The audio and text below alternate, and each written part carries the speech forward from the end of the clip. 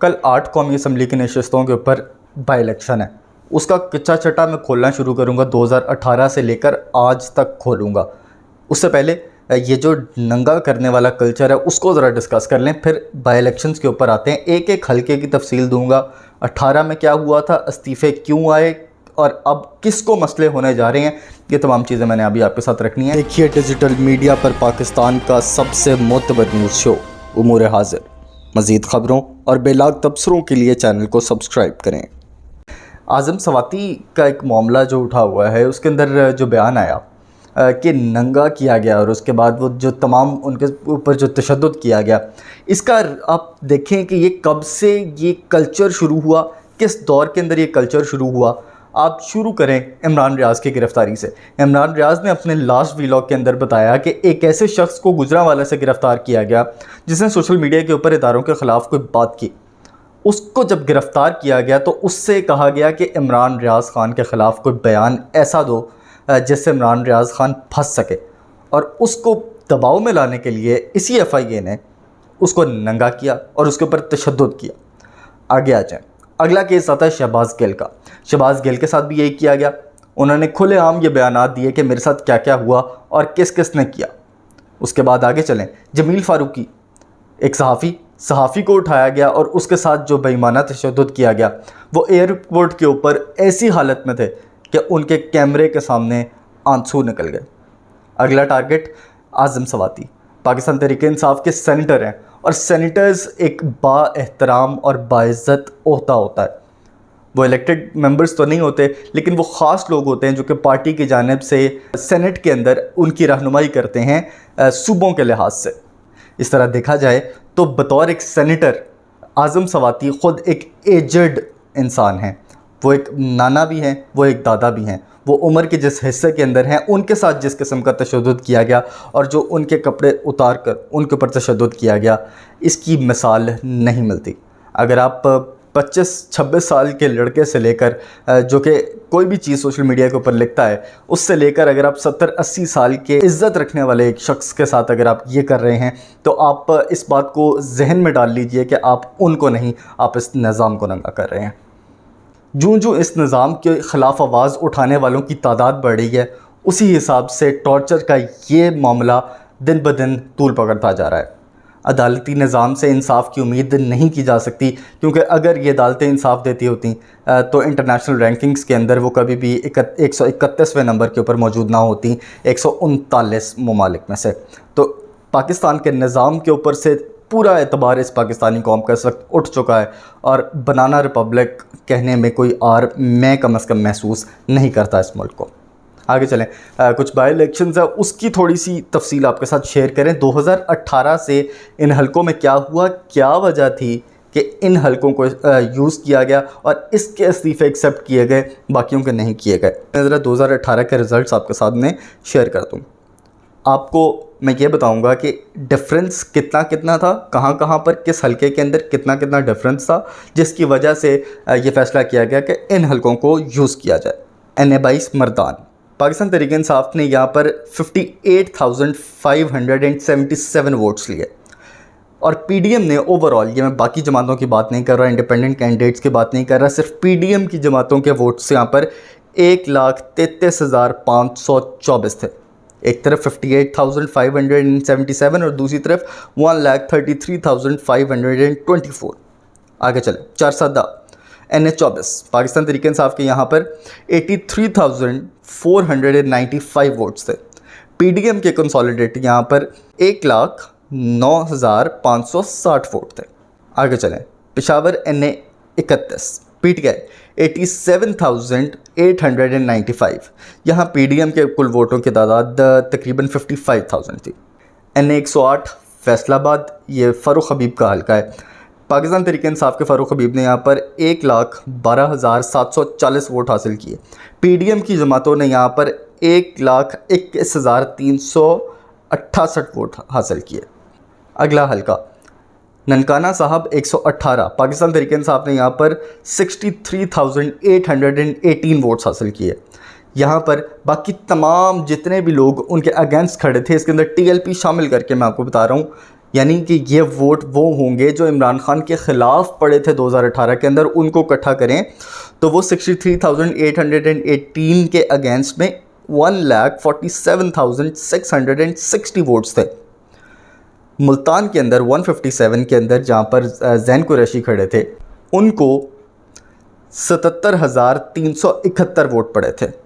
बाकी तमाम जमातों ने मिलकर 1,42,151 वोट लिए थे, तकरीबन डबल। आगे चलें, कराची मलीर, यहाँ पर पीटीआई को सिर्फ 33,280 वोट मिले थे और यहाँ पर भी चंद हज़ार के फासले से, चंद 100 के वोटों के फ़र्क से यहाँ पर पाकिस्तान तहरीक इंसाफ ने सीट जीती थी। यहाँ पर बाकी सब ने जो उनके अगेंस्ट खड़े थे, उन्होंने 79,219 वोट्स हासिल किए। आखिरी हल्का कराची कोरंगी 239, यहाँ पर पाकिस्तान तहरीक इंसाफ ने 69,147 वोट्स हासिल किए और इसके अगेंस्ट बाकी तमाम जमातों ने यहाँ पर 1,51,790 वोट्स हासिल किए। आपको इस सब में क्या नज़र आ रहा है? मैं आपको ये भी बताऊँगा कि ये सीटें पाकिस्तान तहरीक इंसाफ ने कैसे जीती। ये तमाम वो सीटें हैं जहाँ पर पाकिस्तान तहरीक इंसाफ सिर्फ इसके अंदर एक ऐसा हल्का है जो पेशावर का है, जिसके अंदर पाकिस्तान तहरीक इंसाफ के पास वाज़ेह बर्तरी थी। बाकी ये तमाम हल्के वो हैं जिसके अंदर बहुत क्लोज चंद 100 या चंद हज़ार के मार्जिन से पाकिस्तान तहरीक इंसाफ जीती थी, लेकिन वो फ़र्क पहले और दूसरे में था। अगर आप बाकी तमाम लोगों को कैलकुलेट करें तो वो अब चूँकि इकट्ठे हैं और वो जब इलेक्शन लड़ेंगे तो पाकिस्तान तहरीक इंसाफ के ऊपर आके खड़े होंगे। अब खान साहब ने ये सीटें कैसे जीती थी? ये खान साहब ने सीटें बिल्कुल वैसे जीती थी जब ये कहा जाता है कि 2018 का इलेक्शन उनको मैनेज करके, प्लेट में डाल के, उनको उंगली पकड़ के इलेक्शन जितवा कर असम्बलियों के अंदर लाया गया। ये वही हलके हैं जिनके अंदर पाकिस्तान तहरीक इंसाफ को ख़ुद उठाकर कुर्सी के ऊपर बिठाया गया। और अब वही गलती जो इमरान खान ने वहाँ पर अपने सर के ऊपर ली थी और बड़े फ़ख्र से ली थी, वज़ीर आज़म की कुर्सी उन्होंने बड़े फ़ख्र से इन सीटों के बलबूते के ऊपर सजाई थी। आज यही सीटें उनके लिए वबाल जान बन गई हैं, क्योंकि कल के इलेक्शन के अंदर अगर ये ही वोट इतनी ही तादाद के अंदर अगर उनको उस हलके के अंदर पड़ गए, उनके ख़िलाफ़ पड़ गए जो पहले पड़े थे, तो यहाँ पर उनका काम तमाम हो जाएगा, क्योंकि इमरान खान ये सीटें हार जाएंगे। लेकिन हकीकत यह है कि आज उनकी पॉपुलैरिटी आसमान को छू रही है, लेकिन उसके बावजूद इस बात से इनकार किया जाना बहुत नाइंसाफ़ी की बात होगी कि यहाँ पर पीडीएम का वोट बैंक एग्जिस्ट करता है। ख़ास तौर के ऊपर जब मैं मर्दान और चारसदा की बात करता हूँ तो वहाँ पर जेयूआई और पाकिस्तान मुस्लिम लीग नवाज़ का एक वोट बैंक एग्जिस्ट करता है, पीपल्स पार्टी का एक वोट बैंक वहाँ पर एग्जिस्ट करता है। कराची के अंदर पीपल्स पार्टी का और एमक्यूएम का एक वोट बैंक एग्जिस्ट करता है। यहाँ तक कि शहबाज शरीफ का पर्सनल वहाँ पर एक वोट बैंक है जो कि एग्जिस्ट करता है। लेकिन एक और ज़मीनी हक़ाइक़ है, वो ये हैं कि पीडीएम ने इन बाई इलेक्शंस के लिए किसी किस्म की इलेक्शन कैंपेन नहीं की। मियां मोहम्मद नवाज शरीफ अब तो वो मीडिया के ऊपर खुलकर तकरीरें भी कर सकते हैं, लेकिन उन्होंने भी इस इलेक्शन के अंदर हिस्सा नहीं लिया। मरीम नवाज़ वो जैसे ही उनको उनका पासपोर्ट मिला वो फुर करके मुल्क से निकल ली। हमजा शहबाज शरीफ वो वैसे ही सिर्फ पंजाब की सियासत करते हैं, तो टोटल इसके अंदर 3 से 4 सीटें हैं जो कि पंजाब की हैं। बाकी सीटों के ऊपर वो सियासत इसलिए नहीं कर सकते या उन हलकों में नहीं जा सकते क्योंकि वहाँ पर हमजा शहबाज का कोई ताल्लुक़ ही नहीं है। मियां मोहम्मद शहबाज शरीफ साहब वो अपनी वज़ीर आज़म की कुर्सी से चिमड़े रहने के इतने ख़्वाह हैं कि वो इन हलकों में नहीं जा रहे। इसके अलावा एक बड़ी वजह यह है कि बिजली के बिल और महंगाई और पेट्रोल की जो सूरत हाल है, उनकी कीमतों की जो सूरत हाल है, वो भी उनको रोके हुए है कि कहीं अगर वो किसी मजमे में चले गए या किसी इज्तिमा के अंदर चले गए जहाँ पर पब्लिक की ज़्यादा तादाद मौजूद हुई, तो कोई पता नहीं वहाँ से क्या रिएक्शन आए और किस किस्म के नारे उनको वहाँ पर सुनने पड़े। सिर्फ अली मूसा गिलानी एक ऐसे कैंडिडेट हैं जिन्होंने मुल्तान में खुलकर कैंपेन की है। अब हमने तो बिलावल भुट्टो को भी नहीं देखा, हमने आसिफ अली जरदारी को भी कैंपेन करते हुए नहीं देखा। उसकी वजह सिर्फ और सिर्फ यही है कि जो इस वक्त हुकूमत है वो अवाम के अंदर जाने के काबिल नहीं रही, ये मस्जिदों में जाने के काबिल नहीं रही, ये जुम्मे में जाने के काबिल नहीं रहे, ये मदीना मुनव्वरा के अंदर जाने के काबिल नहीं रहे, ये सड़कों के ऊपर निकलने के काबिल नहीं रहे, जिसकी वजह से आज इन्होंने फ़ैसला किया है कि ये इलेक्शन कैंपेन का हिस्सा ही नहीं बनेंगे।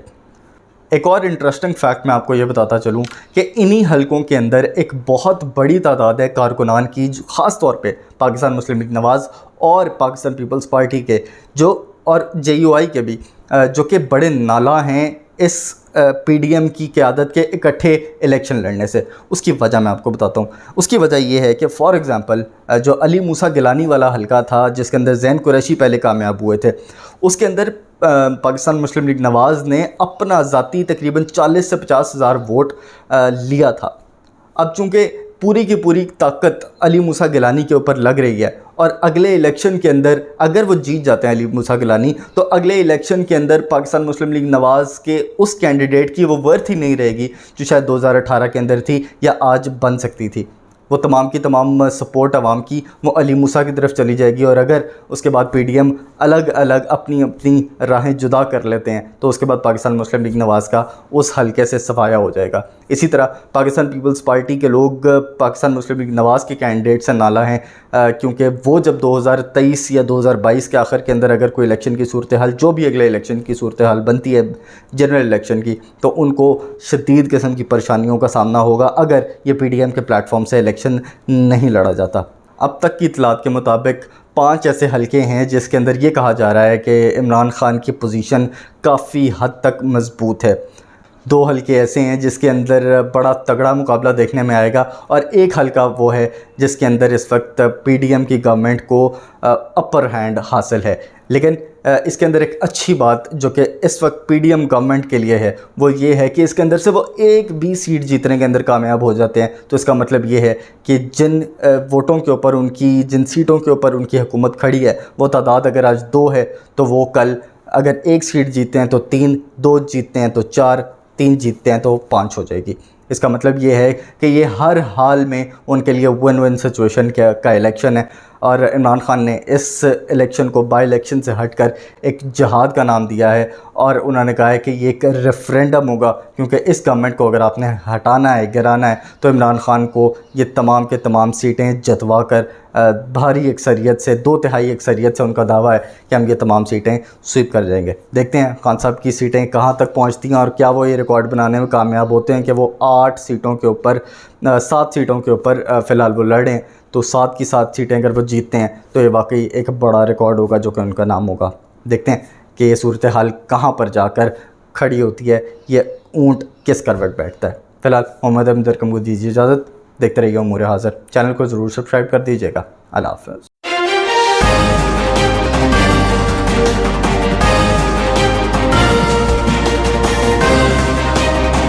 देखिए डिजिटल मीडिया पर पाकिस्तान का सबसे मोतबर न्यूज़ शो उमूर हाज़िर। मज़ीद ख़बरों और बेलाग तबसरों के लिए चैनल को सब्सक्राइब करें।